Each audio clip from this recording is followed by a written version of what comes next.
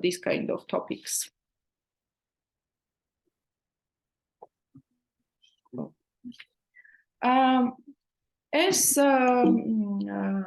Also, what I wanted to mention, and I think I already covered this slide, but yeah, the CSB provide the methodological support, as I've already told, and now we are also planning to create the unified methodology and give the recommendations to the institution, to public institution, to follow those recommendations while identifying the needs. So who can provide the trainings in Georgia and for the civil servants? So those are the training centers under the ministries, and most of the ministries, they have their own civil servants. Firstly, they are created to develop the civil servants within their systems. For example, if the Justice Training Center, for the Justice Training Center, the primary goal is to develop the skills employees of the Ministry of Justice and their system, and the financial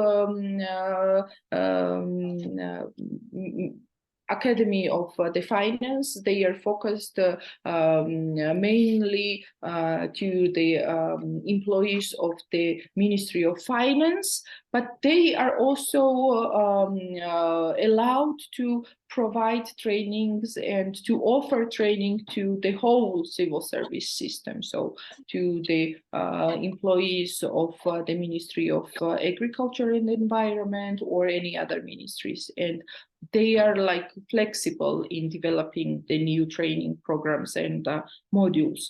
Also, we have the private actors here.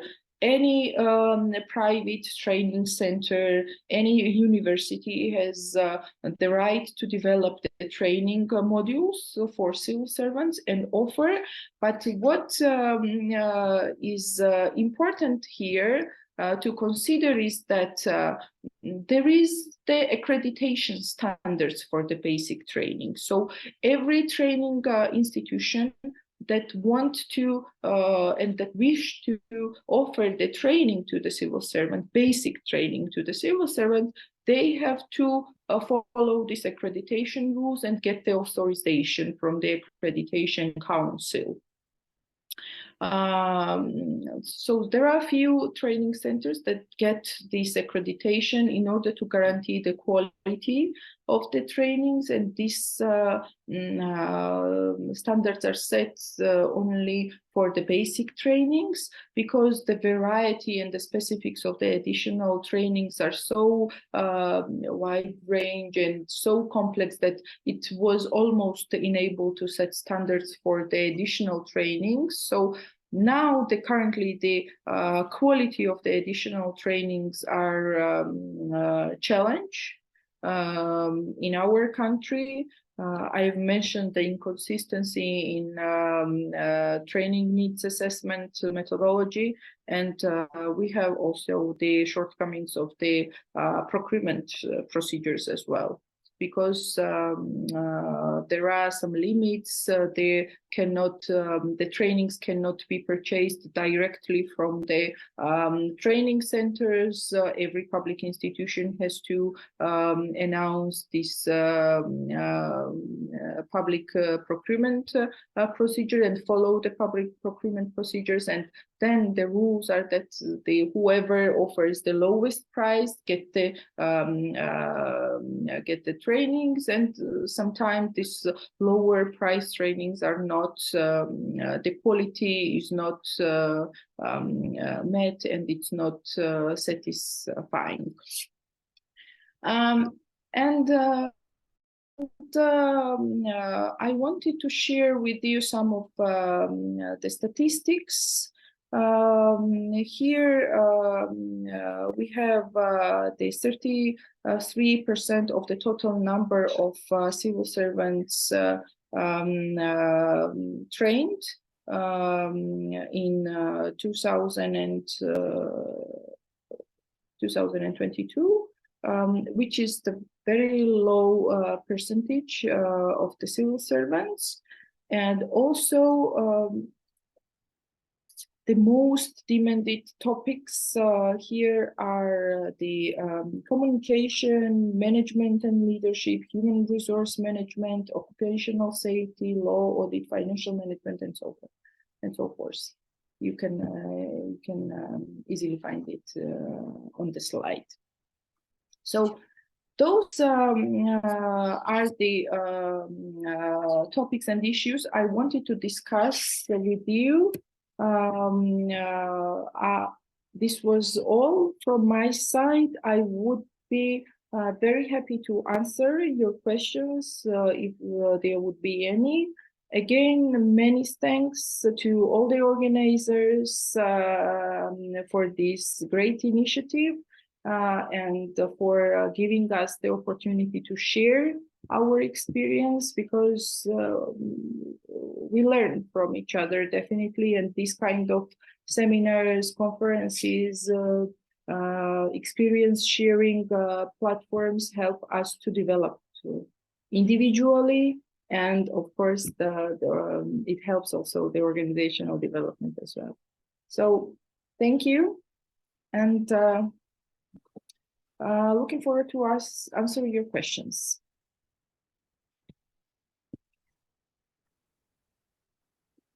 Госпожа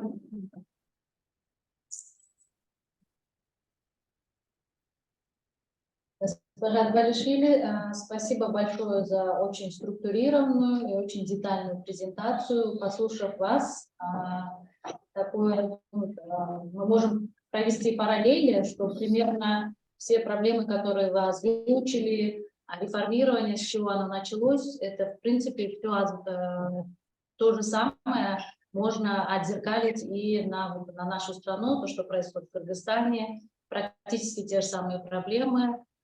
Вот с господином ректором тоже, пока вы презентацию делали, мы тоже обменялись мнением. Я думаю, ваша презентация, она создала почву для очень многих вопросов и уточнений. И сейчас я передаю слово нашим участникам, которые сидят здесь в аудитории сначала, если у вас есть вопросы, и потом мы передадим слово тем, кто подключился онлайн, чтобы они тоже могли задать свои вопросы. Пожалуйста, есть у вас вопрос? Да, если надо представляться, да? Да, вы представьтесь. Да, меня зовут во-первых, хочу сказать спасибо вам, госпожа Майя Дбалишвили, за вашу презентацию. Меня зовут Ханатбек, я слушатель программы магистратуры по направлению государственного муниципального управления. У меня два вопроса, даже было 4, но я сократил. Вот в 8-м слайде вы указали, что у вас есть система как определение заслуг государственных служащих. Вот как вы определяете их заслуги, есть ли какая-то система у вас оценивания, и как вы их поощряете в будущем, может, предлагаете более высокую должность.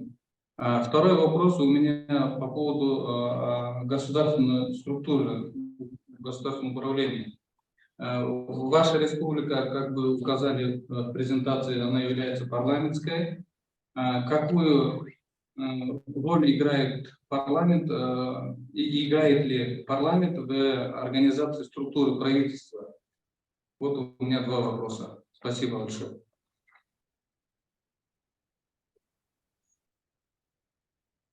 Ну, было 4.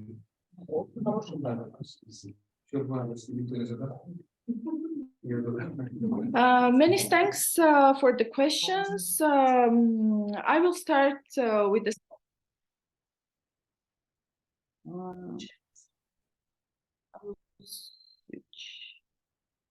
yes.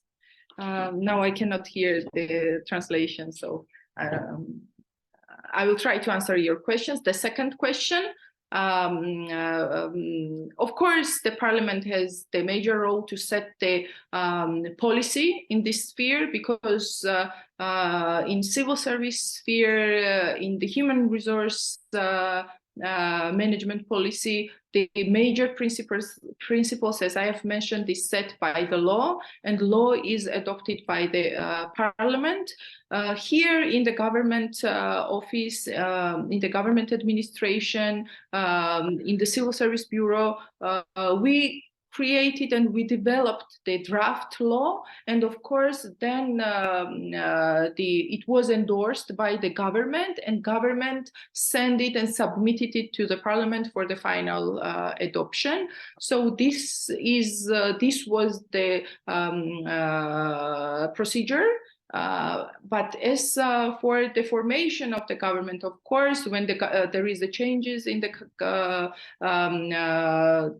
minister's cabinet, if there is the new ministry created or the new minister appointed, it has to be agreed with the parliament. So parliament has the major role here. As for the merit-based system, and this was mentioned with regard to the recruitment system. So merit-based recruitment system and merit-based civil service we define when we ensure the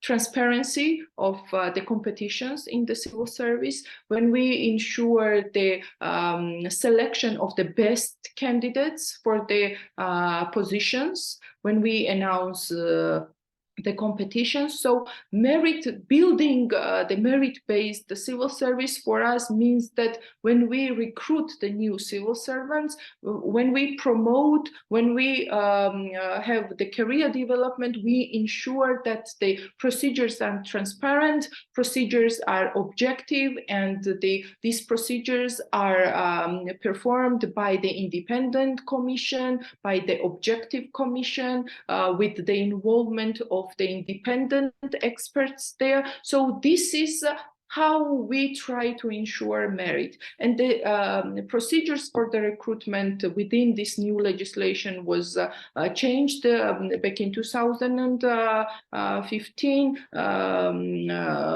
And the new law says and requires to set the independent commission when we have the vacancies and when we need to recruit the new civil servants in the system. And a major achievement here is that political officials are not allowed to participate in the commissions. So mayors, ministers, heads of agencies, they are not allowed to participate in the commission. So we try to reduce this political influence and ensure that the candidates, whoever come and whoever want to join the civil service, they are selected based on their merits, qualifications, based on their education, skills, what they present during the interviews, and not based on the nepotism or favoritism or I don't know, the minister's preferences. So this the merit-based recruitment system for us means that the independent commissions are set. Those independent commissions perform their functions transparently. They are accountable to the society whenever they are asked to give the information about the candidates, about the assessment methodologies, about the interviews. They have to open and give this information to the society and to the candidates. And rewarding the merits, we say that if the best candidates are selected, this is the reward, how we ensure the merit-based system, and how we reward the based candidates if they are selected and then appointed to the civil service positions. I hope I answer your questions, and I hope I understood it correctly.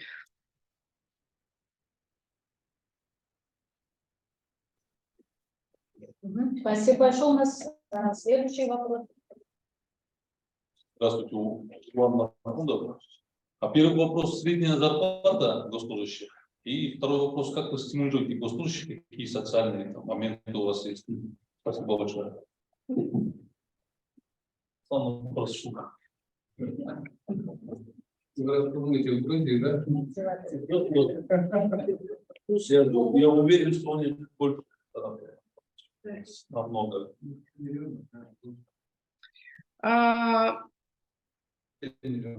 I have to check what is the average salary, but in the civil service. But I'm because I don't remember the exact number now. But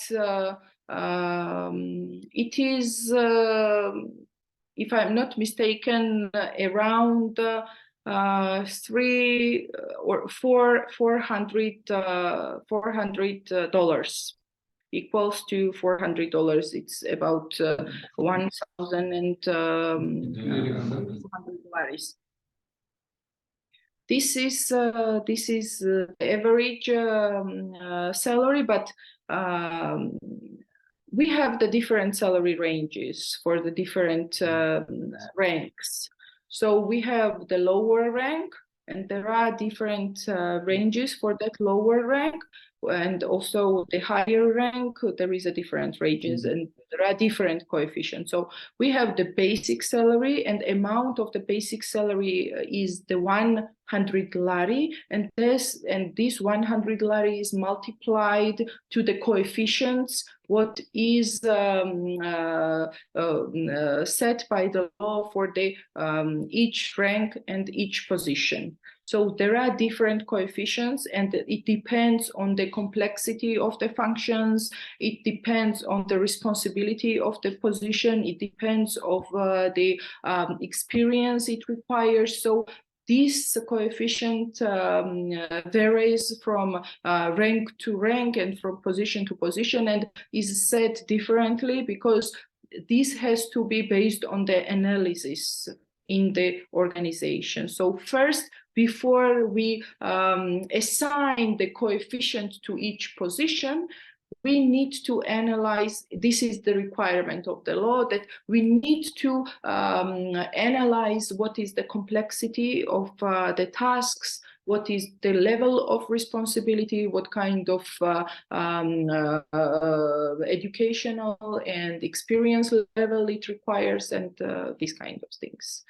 As for the social, so social guarantees that there are provisions in the law that the civil servants should have the social guarantees, but unfortunately there is no separate law adopted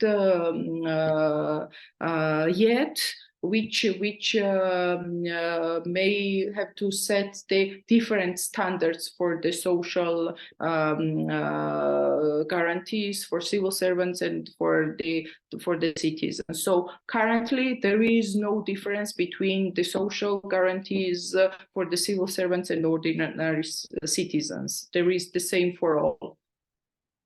But in the future, we have to work on this topic as well in order to have the different social guarantees for the civil servants, because they work for the country. They are the positions which are the permanent positions. They serve for the public interest. They have to be loyal to the country and the Georgian people. So this kind of loyalty has to be rewarded with the relevant social guarantees. And this principle, it is in the law, but unfortunately the separate law about these social guarantees is not yet adopted.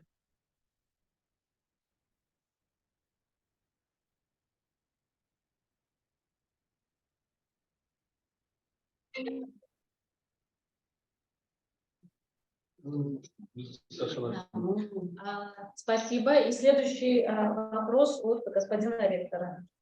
Спасибо, госпожа Двалишвили. У меня два вопроса. Первый, вы в первой презентации особый акцент сделали на то, что ваше бюро является независимым органом. Вот какой смысл вы вкладываете в понятие независимый? I cannot hear the question, unfortunately. Какова система финансирования, повышения квалификации государственных служащих? Кто является заказчиком?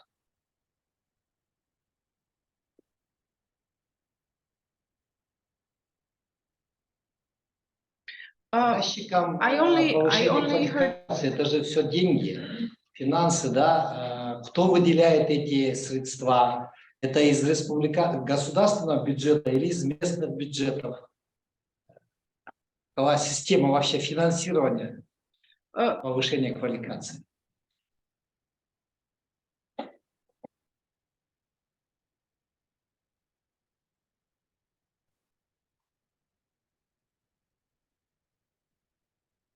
Yeah. The independent legal entity of public law means that we are structurally independent from the government, and we are not part of the government cabinet, or we are not part of any of the ministry. We are directly accountable to the Prime Minister of Georgia, and head of the Civil Service Bureau is appointed by the Prime Minister directly for the 5-year term.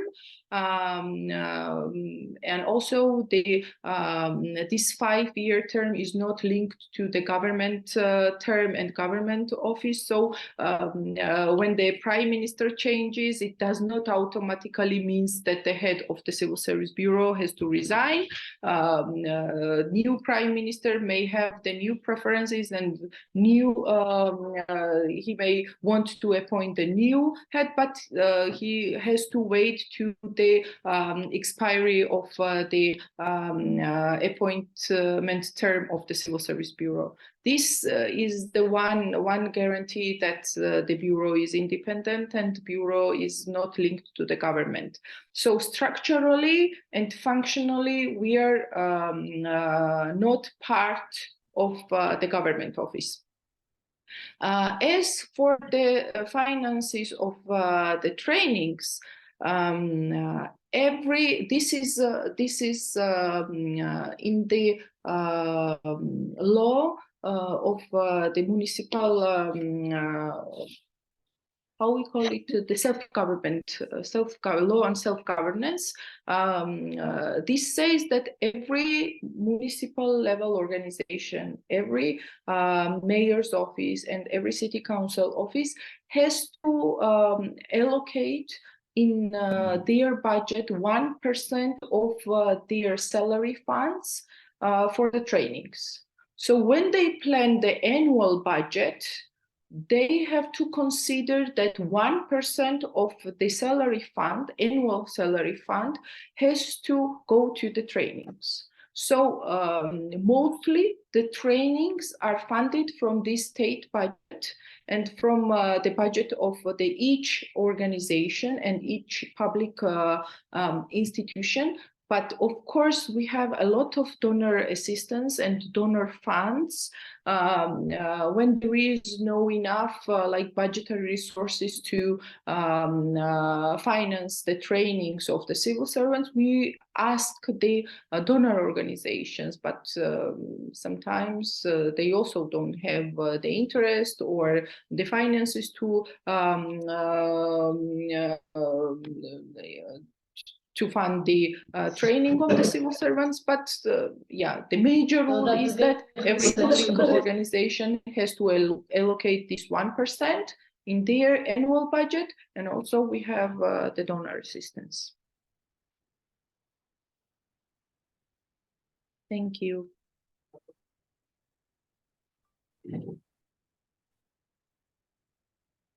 Спасибо. И у нас есть один вопрос от онлайн-участника. Я его сейчас зачитаю. Канабек Садыкбеков задает вопрос. Какие виды мотивации помимо зарплаты существуют для преподавателей, которые ведут занятия для госслужащих у вас в Грузии?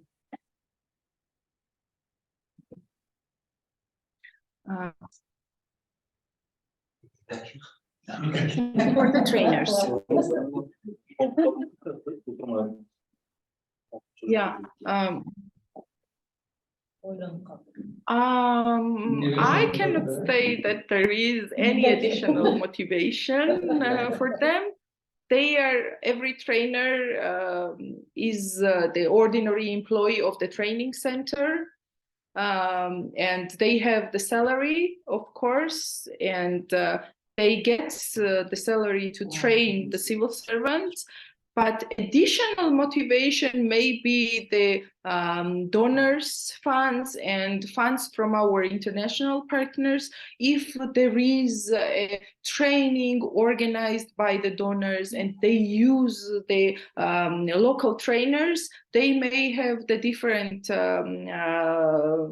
salary ranges. So every trainer here in Georgia is motivated to be part of the trainings organized by the donors in order to get the higher salary for the training. But generally, as the general rule, there is nothing in the law to motivate the trainers.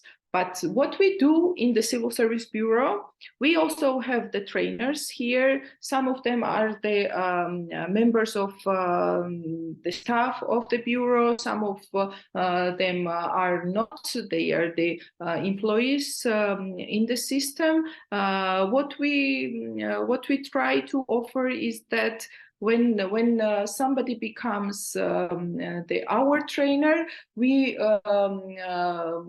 offer a lot of development activities for the trainers. For example, we have regular adult teaching methodology trainings for them. We have different courses. We ask donors to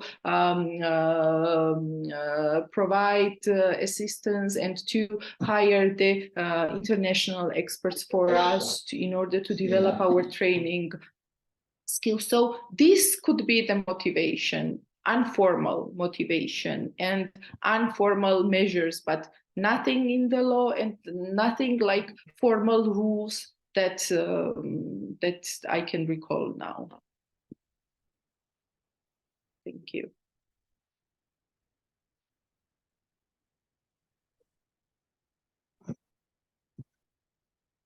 Спасибо. И учитывая, что у нас осталось 7 минут до конца нашего мероприятия, последние 2 вопроса, и потом мы уже будем подытожить.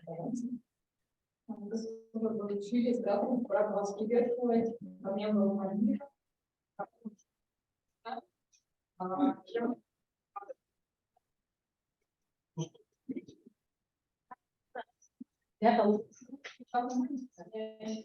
Я тут Надиза, я являюсь магистратом, академиком президенте. I cannot hear. I'm sorry. Слышно? Не слышно. Слышно, да? Окей?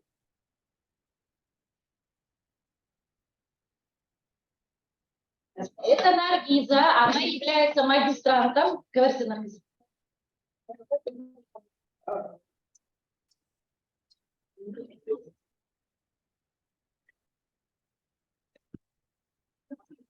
Не студент, такой вопрос, решающий глобальные задачи, но тем не менее важный для нашей системы управления госуправления относительно.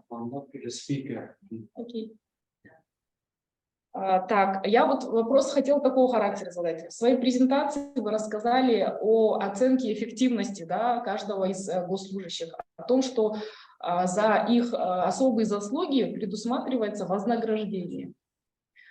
Таким образом, хотелось бы, знаете, вот послушать тот механизм, который работает у вас, каким образом он работает, принимается ли оценка это единолично или коллективно, и кто контролирует, потому что вознаграждение госслужащего – это один из хороших мотиваторов для поднятия КПД рабочего. Да? В нашей стране оно не предусмотрено. Было бы хорошо взаимствовать его для того, чтобы улучшить эффективность каждого госслужащего.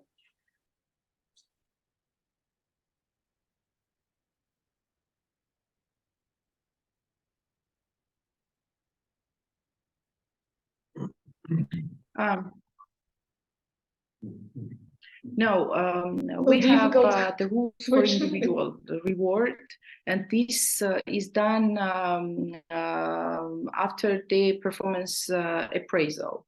After, like every year, we have to assess the performance of the civil servant, and we assess this performance individually, not collectively. Of course, there might be like collective assessment that if we work on the project, but mainly the supervisor has to assess the performance of the individual civil servant.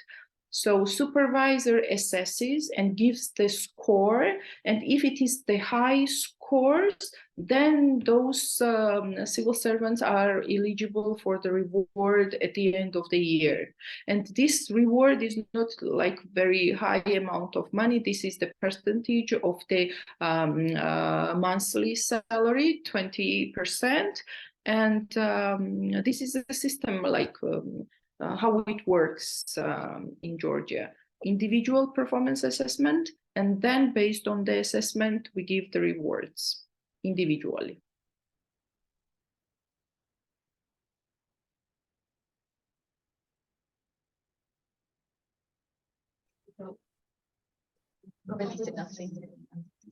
Спасибо. И у нас последний вопрос.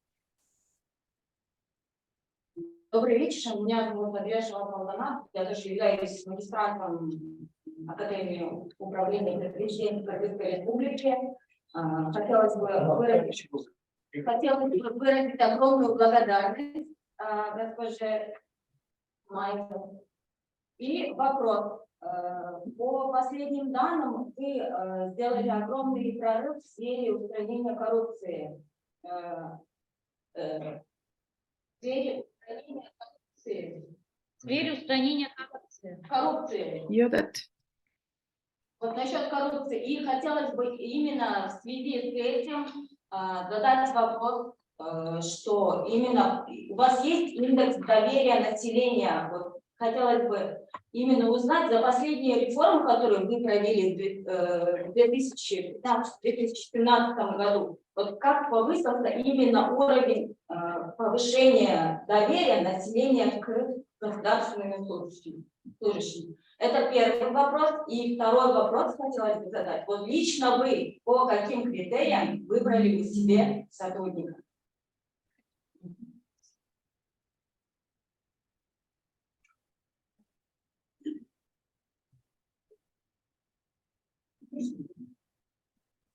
Yes.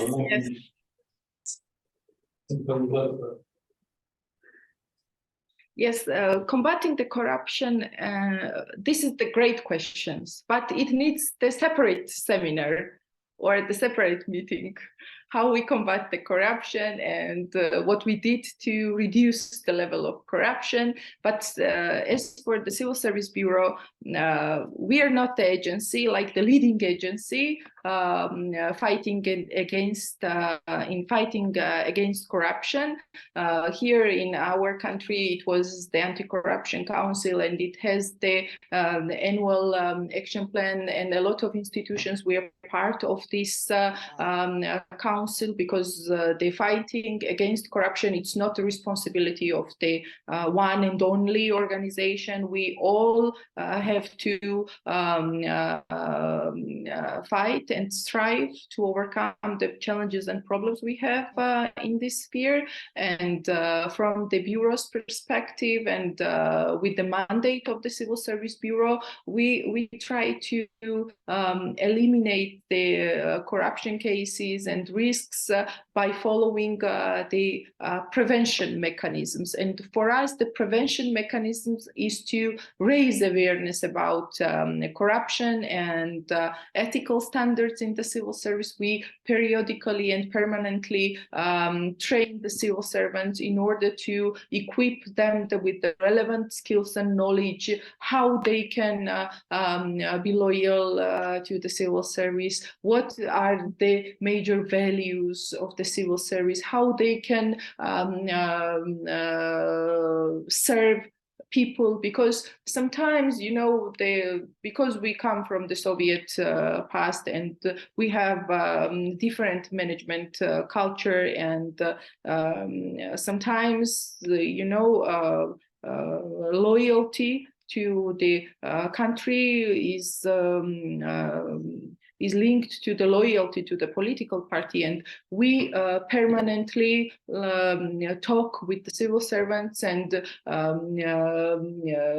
try to explain that the loyalty is not mean that does not mean to be loyal to the political country. You have to be loyal to the organization, to the public interest, to the citizens, because our major purpose in the civil service is to serve to people, not to the political parties. So we try to raise awareness. We try to use the different preventive mechanisms in order to increase the general integrity in the civil service and reduce the corruption cases.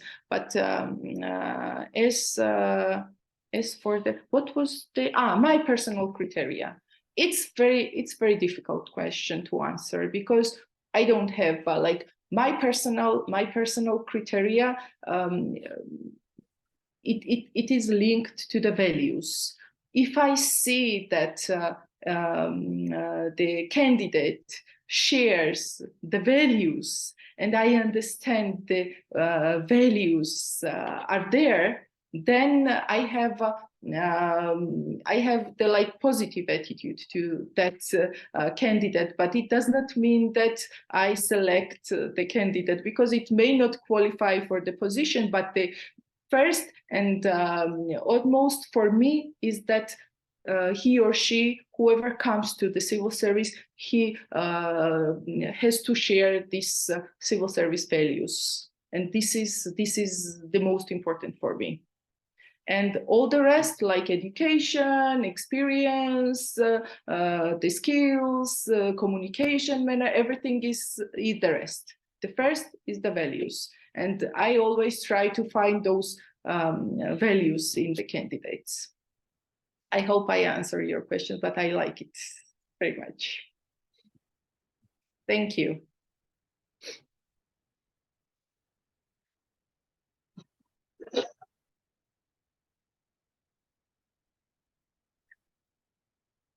Спасибо большое, участники, за интересные вопросы. Спасибо большое, госпожа Двалишвили, за хорошие ответы, но, к сожалению, мы не успели задать вам все вопросы в рамках сегодняшней конференции. Я надеюсь, у нас еще будет возможность их вам задать, или если магистранты напишут и передадут в фонд, может быть, мы их вам направим, и вы ответите. Я думаю, такая интересная тема, она занимает больше времени. Возможно, когда-то вы приедете к нам в гости в Кыргызстан, и мы вас увидим лицом к лицу и с вами пообщаемся еще более глубоко об этой теме.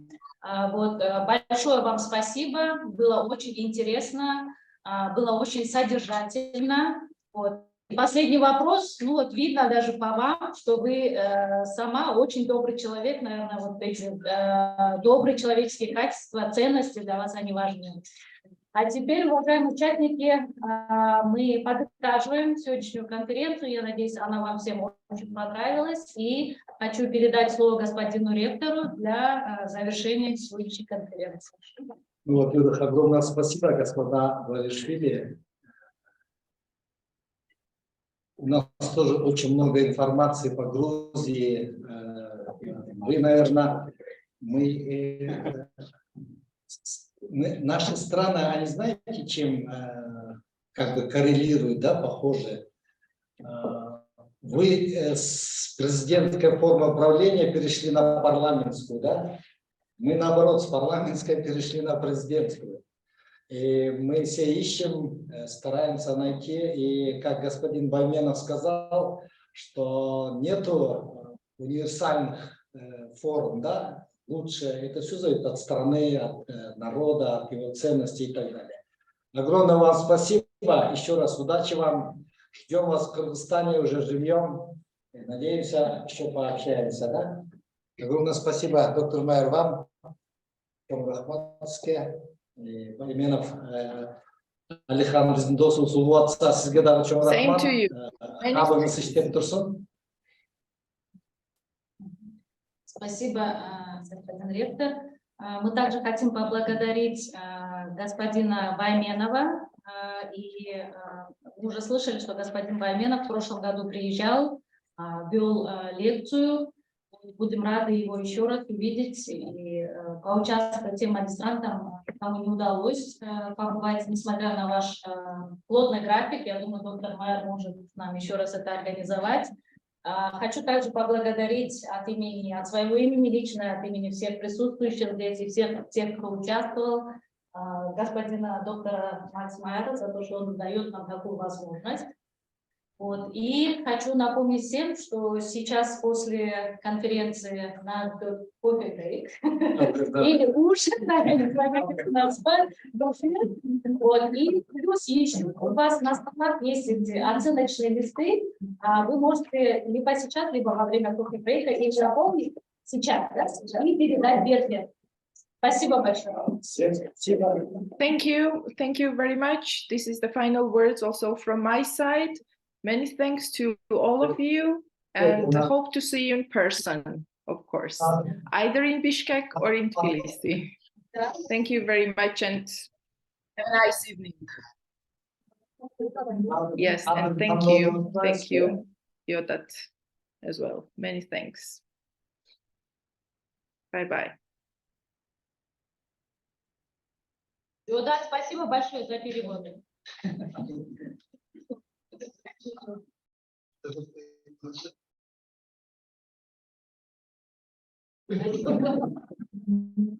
Ну, вот